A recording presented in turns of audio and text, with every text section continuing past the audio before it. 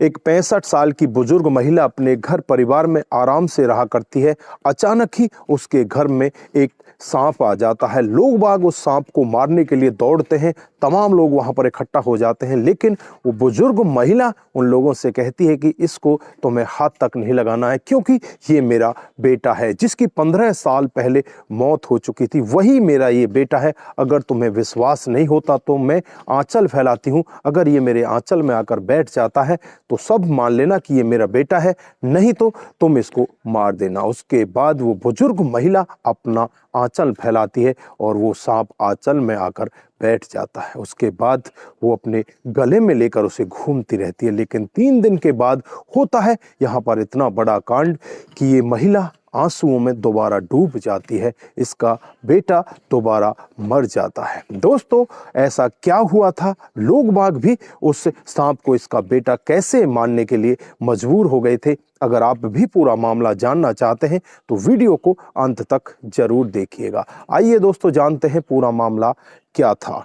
नमस्कार, जय हिंद। आप देख रहे हैं APH न्यूज़ राहुल रावत के साथ। तो दोस्तों, आज की जो हकीकत की घटना आपको बताने जा रहा हूं, राजस्थान में एक जिला पड़ता है कोटा और इसी का एक सागौर थाना क्षेत्र है। इसी के अंतर्गत एक गांव पड़ता है रसकपुरिया गांव। ये रसकपुरिया गांव की 14 अक्टूबर 2023 की हकीकत की घटना है। यहाँ पर राजू लाल नाम का लड़का, जिसकी माँ का नाम होता है बादाम देवी, जिसकी उम्र 65 साल होती है, जो राजू लाल होता है, उसके घर में अचानक ही एक सर्प घुसने लगता है। अड़ोसी पड़ोसी राजू के घर में सर्प को देखते हुए तुरंत ही वहां पर दौड़े हुए लाठी डंडा लेकर भागते हैं। राजू को भी पता चल जाता है। राजू भी लाठी डंडा लेकर वहां पहुंचता है और उस सांप की खोजबीन घर के अंदर करने लगते हैं। तभी वहां पर जो घर में बूढ़ी महिला होती है बादाम देवी, जिसकी उम्र 65 साल होती है, वो वहां पर पहुंच जाती है और उनसे कहने लगती है कि इस सर्प को तुम्हें हाथ नहीं लगाना है, ये मेरा बेटा है। लेकिन यहाँ पर लोग बाग कहने लगते हैं कि ये बुढ़िया कैसी पागल हो चुकी है, ये सर्प को अपना बेटा बता रही है। जबकि लोग बागों को पता होता है कि इसका बेटा जो मर चुका है उसका नाम हंसराज, जिसकी उम्र उस समय 24 साल थी। आज से 15 साल पहले पार्वती नदी में डूबने के कारण इसके बेटे की मौत हो गई थी। लेकिन यहाँ पर ये बुजुर्ग महिला उनसे यही कह रही है कि अगर तुम लोगों ने आगे बढ़ने की कोशिश की और इस सर्प को छूने तक भी कोशिश की तो मेरे से बुरा कोई नहीं होगा। ये मेरा बेटा है, तुम्हें इसका हाथ भी नहीं लगाना है। लोग बाग एकदम से रुक जाते हैं और वो बुजुर्ग महिला कहने लगती है कि तुम्हें यकीन नहीं होता तो मैं तुम्हें यकीन दिलाती हूँ।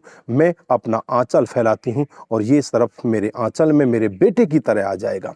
उसके बाद बाहर दरवाजे की तरफ ही वो माँ आंचल फैलाकर बैठ जाती है और कहने लगती है कि हे बेटा, मेरे सर्प देवता, अगर तू मेरा बेटा है तो मेरे आंचल में आकर बैठ जा।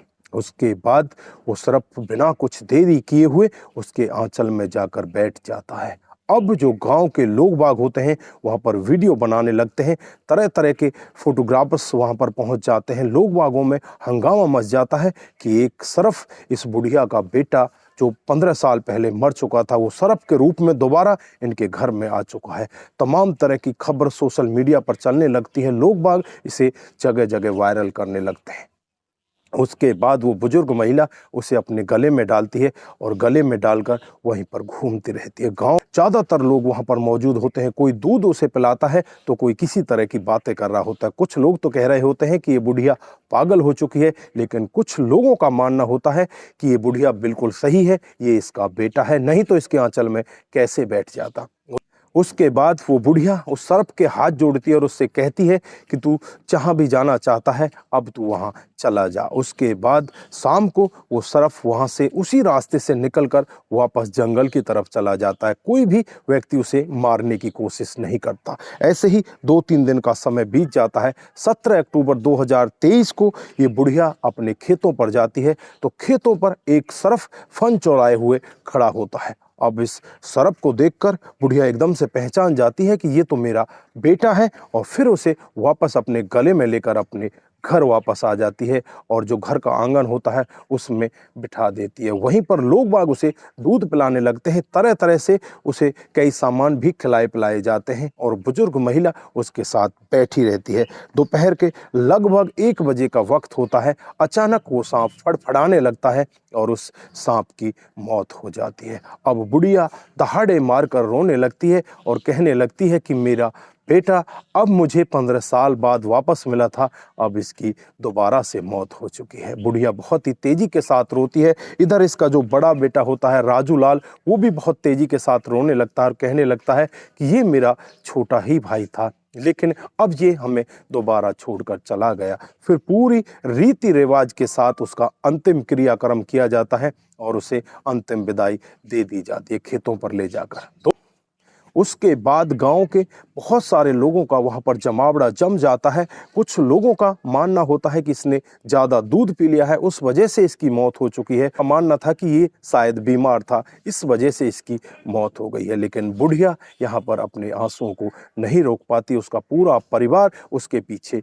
रोता बिलखता रह जाता है। तो दोस्तों, इस घटनाक्रम को सुनाने का उद्देश्य किसी को बहकाना, किसी को बरगलाना या किसी को किसी भी तरह के अंधविश्वास में डालना नहीं है। बस आप लोगों के सामने एक हकीकत उजागर करनी है जो इस गांव के अंदर घटी है। दोस्तों, आप इस घटना के बारे में क्या कहना चाहते हैं? आपकी जो भी राय है एक बार कमेंट बॉक्स में जरूर दीजिएगा। दोस्तों, आज के लिए बस इतना ही। फिर मिलते हैं किसी नए मोड के साथ। तब तक के लिए आप अपना ख्याल रखें, अपने परिवार का ख्याल रखें, सतर्क रहें, सावधान रहें। नमस्कार, जय हिंद,